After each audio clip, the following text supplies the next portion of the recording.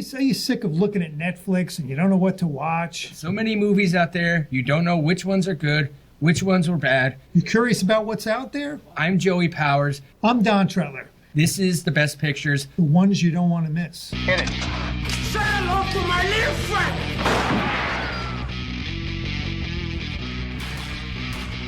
Frankly, my dear, I don't give a damn.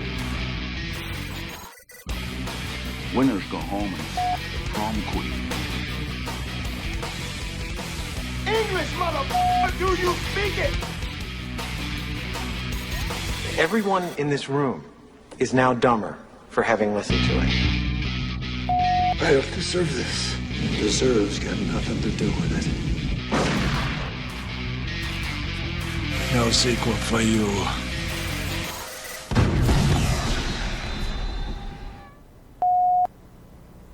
Hi, and welcome to another edition of The Best Pictures. I'm one of your hosts, Joey Powers. Hey, and I'm Don Trettler. Welcome to the show. This is a show where we talk about movies, if you've never seen it before. Yes. I generally do a recap of the box office.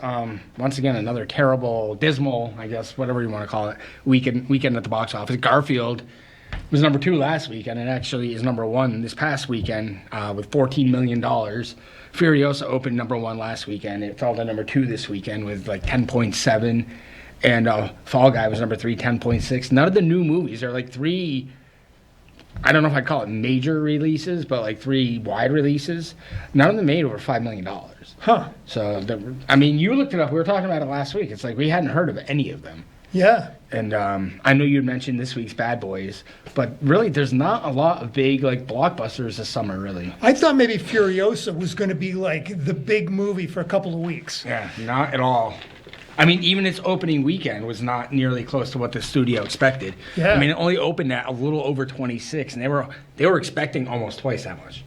And this weekend it made 10.7. So I mean, son of a gun. It's not gonna, like, domestic. It's not gonna make $100 million, which is definitely surprising, I think, to most people. Like you said, the librarian at the Free Public Libraries, he went and saw it. He said he really liked it a lot. Yeah, which kind of surprised me. I wasn't, not that I know what his taste in movies is, but I was, I liked all the other Mad Max. I mean, my favorite, we were talking about it, and my favorite is The Road Warrior. Yeah. And he said his son's favorite was also The Road Warrior. And my least favorite would be Beyond Thunderdome. Oh. That wasn't, I don't know. It was still good. I liked it. Yeah. But it wasn't like, not something I'd probably watch again. I really liked The Road Warrior. Did you like Fury Road? I did. I still like The Road Warrior the best, though. I got to watch Fury Road again. Somebody gave it to me on DVD as a gift. And since they gave it to me, I haven't watched. So I haven't watched it since it came out. But, yeah. So this weekend, Bad Boys Ride or Die. We talked about this last week. That's going to be one of the big openings. Also a movie called The Watchers with Dakota Fanning. And I don't know any of these other people. Right, Georgina Campbell. That's M. Night Shyamalan, right? It's like produced by him. I think it's directed by like one of his children, Ishana Shyamalan. And I think he's produced. It says something about production. Wasn't that the same type of deal with Knock at the Cabin, though? Like, he was associated with it, but I don't think he actually directed it. Or did he direct it? I thought that was his. He might have. I know he was directly associated with it, but I couldn't remember if he actually, because there were a few movies that were misleading, making you think that he was the director, and he wasn't. Let me look. I don't know if Knock at the Cabin was one of those or not, but there are definitely several that, they made it seem like it was his new big movie, and he just produced it. No, this was him. That was him. Because we went and saw that. I liked it. And he wrote it, yeah. It didn't do well at the box office at all, but what did it give her a rating? 6. Well, now it's settled down to 6.1. What do you think? I think it's higher than that. I liked it. I would watch it. I would watch it again. I think it's better than 6.1 too. Yeah, I do too. Well, I mean, it was interesting. Like the whole concept of the movie, I thought was interesting. But we are going to talk about Viggo Mortensen. But you watched Primal Fear. Primal Fear, right. You lent me Primal Fear, which I never got to see back in the day when it came out.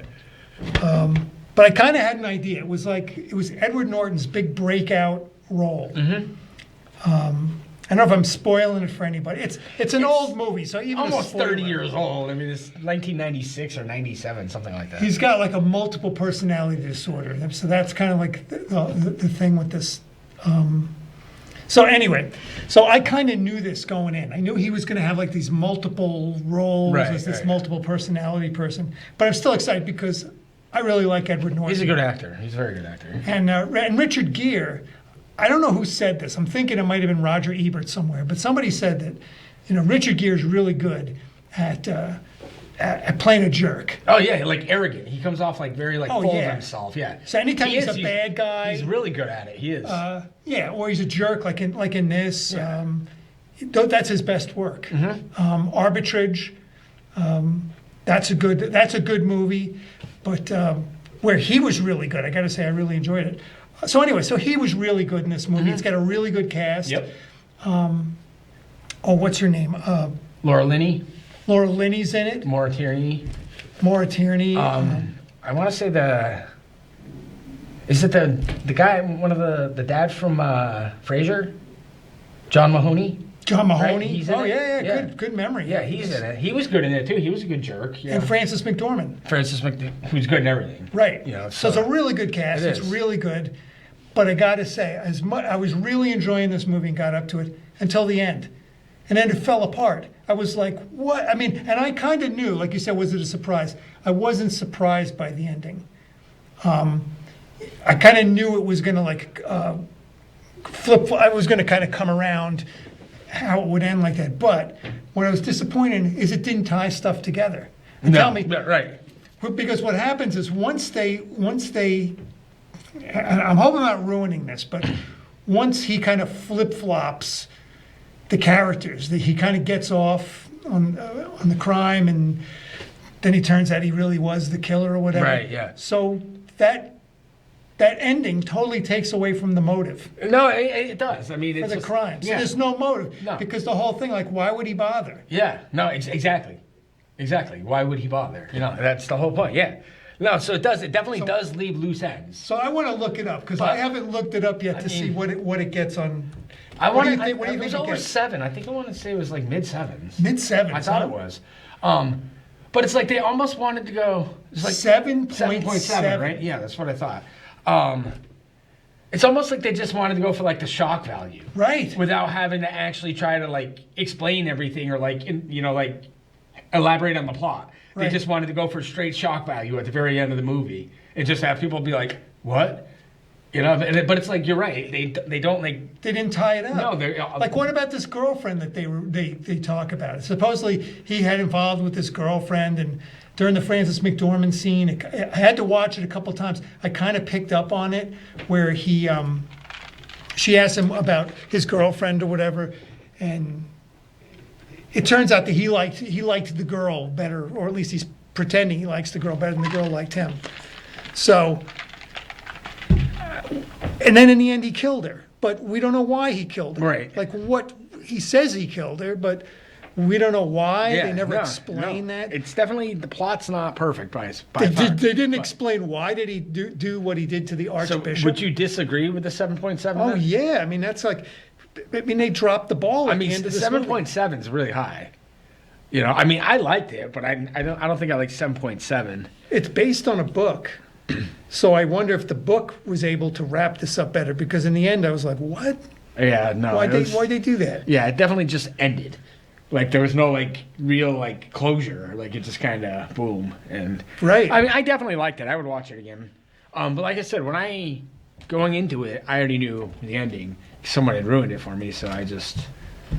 Somebody else ruined this movie for you. Yeah, so it's like it's hard to get like the expectations up when you already know the end. I think like you could probably say the same thing, is that once you've seen so many movies, stuff kind of gets predictable yeah, after a you're while. kind of like, all right, I just can see where this is going to be going Yeah. and stuff, which is why I tried to watch it really carefully, because I wanted to see about some of the hints. Like they had this whole thing about a property deal going on.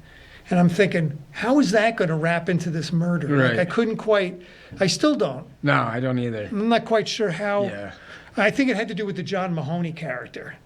The fact that he was tied into the whole thing. Right. And then they get into this, during the court thing, they go back and say like, it was brought to you that the Archbishop was, molesting kids or doing inappropriate stuff or whatever, and you guys dropped the ball because you didn't want to lose money on the real estate deal. Right. Yeah. So that kind of like, I guess that. but really that was like I guess when you try to do this, when you try to make a film out of a book, I mean, the book has got to be like 300 pages or something, and you're trying to fit all this stuff in. Like, well, do you read? I'm not sure if that's something, I was going to say, is there like a book that you've read and then you went back and you looked at saw the movie? Yes, and actually. said, wait a minute. It's not something I read by choice. It was in college. I had to read Snow Falling on Cedars. Oh. And the movie actually, it was part of Oprah's like Book of the Month Club, and my professor was like huge into Oprah. And the movie starred Ethan Hawke. It actually came out that fall as we were reading the book. And I did not, like, it was completely like 180. Like, I didn't picture any of the characters that I was reading about, and then once I saw the movie, I was like, this is not at all. Like, I didn't picture Ethan Hawke, like, not even remotely as the character. He played the main character. Right. I was not thinking Ethan Hawke when I was reading this book, And then the end, it was kind of like the same thing, because the end in the book was so much different than the movie, because the book was, like, so long, and it just, like, the ending ended up being, like, a complete, like, it was flat. It was just like something stupid. Yeah. It was like it's about a trial, about this guy's on trial for murder. Is it good? Is it No. worth my seeing the movie? No, it's not. No. Because I've never The seen book it. is definitely way better than a movie. But it takes place in like during World War II, and they had like the Japanese were in like concentration camps in America and stuff like that, and it's all based on that, and it's like racially motivated, like the murder. The alleged murder is racially motivated because one of them was Japanese, the other one was German, and it wasn't the first like half of the book was pretty good, but then like the last half of the book, it's like you just like you just run out of like ideas, and it was just dumb. It definitely. I mean, I got credit for it because I was going to school, but I wouldn't have continued reading it if I didn't have to. Yeah. But yeah, no, the movie's definitely. I think Ethan Hawke might be the only. You should look it up, see what it gets on IMDb. It's called Snow Falling on Cedars. All right. I want to say it came out in. Okay, what's your prediction? What's your prediction for what it got? I would say it's under 6. Do you think it's under 6? I do. 6.7. Really? Yeah. I guess my standards are too high. Who else is in it? Let's see. really wasn't- Ethan Hawke, Max von Sydow, Yuko Kudo. I didn't even remember Max von Sydow. That might be. Let's see. Reeve Carney, James Rebhorn, Richard Jenkins, James Cromwell. Wow. Yeah. I guess I really didn't. I probably didn't even watch the whole movie. It was that bad. But it got Wow. 6.7. That surprises me. Yeah. I didn't like it. I don't know.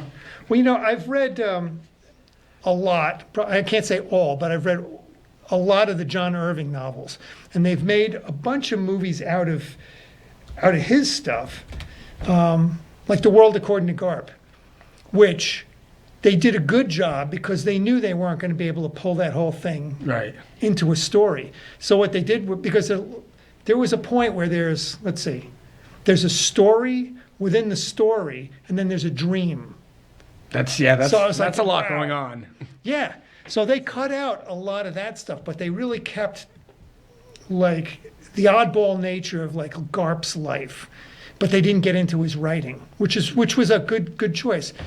They made another one called what's it called? The people that live under the I can't remember what the name of it is. The people live under the stairs. People or under the something. stairs, yeah. So you know what I'm talking I about. saw the movie a long time ago. That's only half. That's only the first half of one of his novels. Really? And I thought that was a great choice because Yeah. now you don't have to waste your time. Man, yeah, I haven't seen that in a long time. Oh yeah. So I think sometimes when you read novels, then you look back and you go like, man, they didn't do a good job. They skipped that part, or they skipped over that, and because it's a lot of information to have to cram in. Where when you're reading a book, you can build up somebody's background and everything, and you kind of get it to a point, get you interested. Right. You know? So, anyway. Well, a lot of people have mentioned David Fincher should have gotten more recognition for Gone Girl, because I haven't read it, but I guess the book is like her diary. Oh. And it's hard to make a movie out of a diary, like that's why you hear her doing the narration a lot. Wow. Because My mom actually read the book, and she said Did she like it? She loved the book. It was a New York Times bestseller. Yeah. But I was just thinking about it. I was like, that's got to be so hard to like, because she's like essentially talking to herself. The book is her diary, and he made it into a very good movie. It gets over an 8 on IMDb and made a ton of money. She was nominated for Best Actress. Oh, I'm sure it's an awesome movie. I've seen it. I didn't like it at twice. first. Remember the first time I didn't? I bet I'd seen it like 10 times. I've seen it twice, and now I would go back and watch it again. Oh, it's a really good movie. It's another one of those movies where you're not sure about. Even at the end I of the movie, still don't like the end though. Like, Yeah? I just don't. Why would anybody do that? I don't know. It was a great movie though. I did not like it the first time. I think it was because I was so mad at Ben Affleck's character at the end of that movie. I was just like, why? Like, why would you do that? Like, Right. But I mean, I might watch it tonight. I really liked that movie after I watched it the second time. Well, while we're talking about this, here's an interesting question. I know, we're going to run out of time, but I'm going to ask you this anyway while I'm thinking about it. Do you ever see a movie, right? Now, we often talk about female actresses that we find attractive. We're always like, oh, I really like her. And I mean, some people, I like a lot of people as actual actresses and stuff too. Yeah. It's, people are attractive, whatever. But anyway, do you ever get what's the way to put it? You ever fall in love with a character that somebody created from a movie? Yeah, I mean, I'm trying to think. I mean, there are several characters. I mean, I really liked Lester Barnum in American Beauty. Yeah, he's just such a lovable loser, and he knows it. He doesn't even care. He knows he's a loser. I mean, that's the first character I think of, instantly. Like, he just, I mean, that character makes that whole movie. I mean, Annette Bening was good. I mean, all the actors in that movie are excellent. I couldn't imagine them necessarily casting anyone else. But Kevin Spacey is American Beauty. I mean, no question about it. He owns that movie. And it's not politically correct anymore because of the relationship with the younger woman. So Yeah. Oh, I don't care. I think it's a great movie too. That's I'm with something you. I forgot to. I told you I saw the Kevin Spacey biography. Oh, right. Yeah, you got to watch that, man. You should see if the library will get that. Oh, Because it's on Max. It's not on anything else. I'll have to see if I can get. But it's. See if I can get the code for that. There was a lot of stuff going on in that I don't think a lot of people knew. Even now, Yeah. a lot of people didn't know what was going on. It's definitely interesting. It's good. It's definitely worth watching.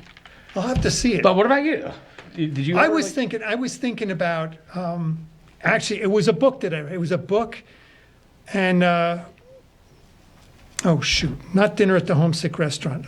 The Accidental Tourist with William Hurt. Because I have a William Hurt thing. I think he's a very good actor. He's great. Very underrated. But Gina Davis, he falls in love with Gina Davis in the movie, and she runs a like a dog grooming, dog watching place. It's called it's a dog training place, and it's called Doggy Doo. I'm gonna have to watch that again. And at the end of the movie, I don't know if you remember this. At the end of the movie, I think he's I- in Paris because he's a traveler. He's like Right. this reluctant traveler. He writes travel things, but for people that don't really like traveling, it's great. Like, always wear a gray suit because if you spill something on it, you'll never see the stains. Yeah. that type of stuff. But he falls in love with this woman who runs the dog training place. And at the end of the movie, like when he's in Paris for some reason, and she's there too, and he's in a cab, and then he says to the cab driver, "Stop the cab," because she's like out there. I mean, it was one of those.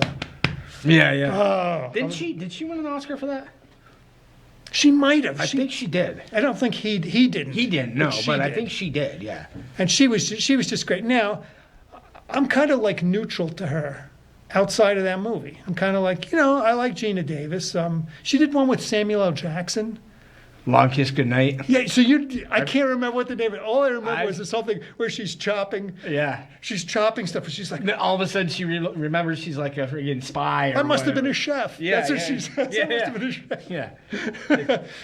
That wasn't a bad movie, but it wasn't like they were both kind of big at the time. That was right Yeah. after Pulp Fiction, and she had just done A League of Their Own. Right. Which I thought she was really good in that. But honestly, I haven't seen her in a lot. No, wasn't she on television? Doesn't she play in The President? Yeah, the it's television something. show. Yeah, I don't know what it's called, but yeah, first lady or I don't know, but yeah, she was, and she was good. I haven't seen a lot. Wasn't she like married or went out with Jeff Goldblum? Jeff Goldblum? Yeah, I don't know. Oh, if after The Fly. Yeah, oh yeah, I forgot about The Fly. She was in Yeah. The Fly. Yeah, that was a weird movie. Yeah. We're definitely not talking about Viggo Mortensen today. So there's no point in even bothering now. Maybe We only we got a should couple just minutes forget left. Forget about Viggo. So what do we got? 10 more minutes left? Yeah, less than that. Yeah, like 5. But so I am getting History of Violence too. That didn't come in yet, but that did. Yeah. And actually, I have The Road too in my backpack. So. Oh, I just watched that. Oh, you did? I Let's saw talk it. about Viggo Mortensen next week, and we can talk about Yeah, The 'cause Road. I never got to finish it. Remember, I watched like half of it, and then I had like a problem with my internet or whatever. And then when I finally got the internet fixed, it wasn't on whatever streaming device that I had. Right. And so I've only seen like half of it. Oh, that's great, because what I want to do is I want to go to the library. I want to go find the book, and I want to read the end of the movie. I mean, the Of The end of Road? the book. Yeah, Yeah. I want to read the end of the end of the book, and see if it corresponded with the movie, because that was one of the reasons I was thinking about that movie. I'm like, I wonder how they're going to end this movie compared to how they did it in the book. Maybe I'll watch that tonight then instead, because I'm kind of curious, because I like literally was like halfway through it, and then all of a sudden like my internet just went out, and I was Yeah. like, seriously?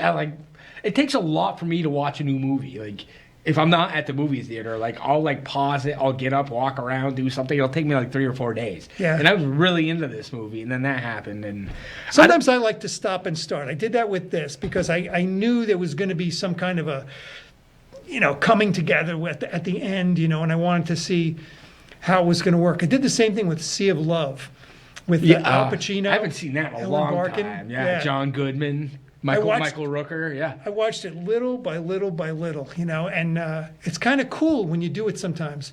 I'm trying to think who else I did that with. I was going to say one of the David Fincher movies, probably. With him, God knows, it could have been a few different ones. Memento or Following. Well, I've seen Zodiac several times, so that's one I'll watch a piece of a movie. I haven't seen that. Do you have my copy of Zodiac? I think you gave it to me, yeah, but I'll give it back to you No, because no, I've no. seen it like I 7 haven't times seen now. it such a long time. That's a really good movie. And we should donate it to the library because the library never got it back again. Whoever has that, bring it back. They've had it for like 2 years. Why did you steal I Zodiac? mean, you can get it at Walmart in like the $3 bin or whatever. You Right. know, it's like 20 years old. But I did actually just the other day watch Insomnia. Did you? Yeah, I hadn't seen that in a while. That holds up, doesn't it? Yeah, it does. Just talk about first-rate acting. Robin Williams, Al Pacino, Hilary Swank. Nicky Katt, the guy that plays his partner, Martin Donovan or whatever. Right. They're all. It's a really good cast, and that was like one of his first kind of bigger budget movies. Definitely the biggest budget at the time that he had. Now, was that before or after? Shoot! What's the one where he keeps forgetting stuff? Oh, Memento. Memento, No, this yeah. was after Memento. I think it was following Memento and then Insomnia, and then I think he did the first Batman, Oh wow! and then he did the one. What was it with the Prestige? The Prestige. He did that, right? With Yeah. Christian Bale and Hugh Jackman. Yeah, it's really good. I watched both. I watched The Prestige, and then what's the other one? The Illusionist. Illusionist, yeah. I watched them both. One of them's better than the other one. I don't think I've seen either one of them. The one that has Christian Bale and The Hugh Christian, Jackman. the Christian Bale one's definitely That might be Fincher. better. Or not Fincher, Nolan. Yeah, Christopher Nolan. Yeah, Nolan. But then after The Dark Knight, that's when he got the green light to do Inception. Right. Because The Dark Knight it blew everybody out of the water. It just made so much money. And Inception was great too. I don't know how all of a sudden we're on Christopher Nolan, but this is just us. This is how we do our show. And he finally won his Academy Award this past year. So Did he win? Did he win 2? Did he produce it too? Because I think he won director and yeah. picture. So about time. I mean, all of his work, we talked about it all the time. He hasn't done many movies, but the movies that he does, can't really knock them. Nothing's been bad. I haven't seen a bad Christopher Nolan movie. And that's the problem. It's like people ask what's your favorite one? Like, Yeah. I mean, to me, it's got to be between the 2 Dark Knight movies or Inception. I mean, it's Yeah. really tough. They're all right up there. If you look on IMDb, I mean, I think Dark Knight's like 8.9 and Inception's 8.8. I mean, that's top 10. Yeah, well, You know, and that's- Insomnia. I mean, I thought Insomnia Insomnia's was a pretty really good. great. I don't think know. it's rated nearly as high as those are. It's hard. It's really. Maybe I should bring them up. It's really hard to pick one of those movies that I think. Yeah, is gonna check be- Insomnia real quick. Original what? Oh, was it? Oh, That's the same thing with The Departed. oh, here it. Really? Yeah, it starts Stellan Skarsgård.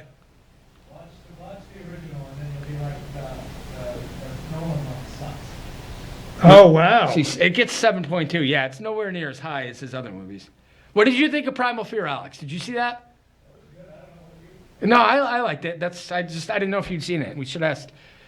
Okay, 7.2 for the Swedish. Come on. What about the? Oh, now it went back to Viggo Mortensen. Yeah, that's IMDb for you. Oh, come on, man. What are they doing to me? What would you give Insomnia? I would give it higher than 7.2. I'd probably go like 7.5. This one got 7.2 also. Really? I think it's a little better than that. I think it's pretty good, yeah. Yeah, I do too. Well, But let's see what he's got coming up. Do you have any idea what Christopher Nolan has on the horizon here? probably not much. He's 54 years old, so he's got some juice left in him. Oh yeah, no, he definitely does. But yeah, he doesn't seem like he's like active as much as other directors necessarily are. It says Memento, based on the screenplay. Upcoming? That's so. Oh, it just we says are, writer Christopher Nolan. Oh, we are. Remake of the 2000 film about a. They're doing a remake, really.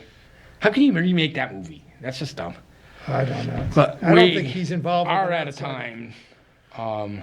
So So we're going to talk about Viggo Mortensen well, I'll and the watch movie The Road. I wish I got a History of Violence today with the other movie because then Yeah. we both could have watched that too. But this has been our episode of the Best Pictures. I'm one of your hosts, Joey Powers. Hey, I'm Don Treadler, and these are the ones you don't want to miss.